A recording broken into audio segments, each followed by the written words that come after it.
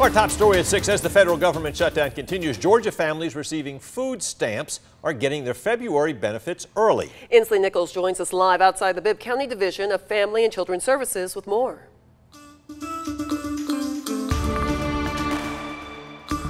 Yeah, Frank and Lori, people call them food stamps, but those funds are actually loaded onto electronic benefit cards. I spoke with one woman who relies on that money for everyday groceries. Now she is budgeting to make sure it lasts as long as possible.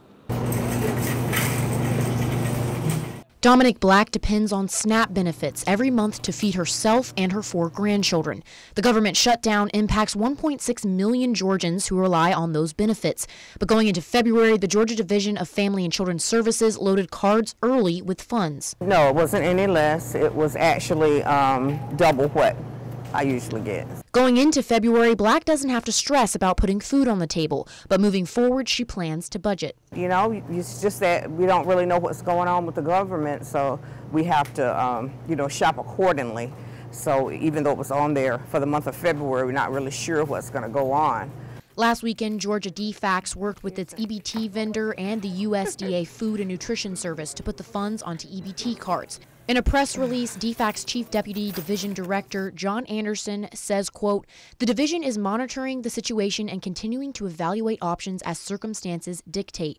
We are hopeful the early release of next month's benefit amount will help families equip themselves appropriately should the partial shutdown continue." In the meantime, Black says she'll spread out every nickel and dime until the shutdown ends. You know, it's nothing that we can do, like I said, but pray. That's it. That's all we can do. It's out of our control.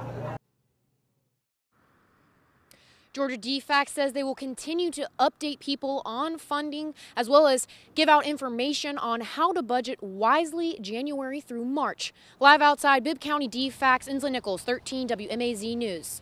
All right, thanks for the information, Inslee. If the shutdown continues through March, the U.S. Department of Agriculture says there will be no more funding for SNAP.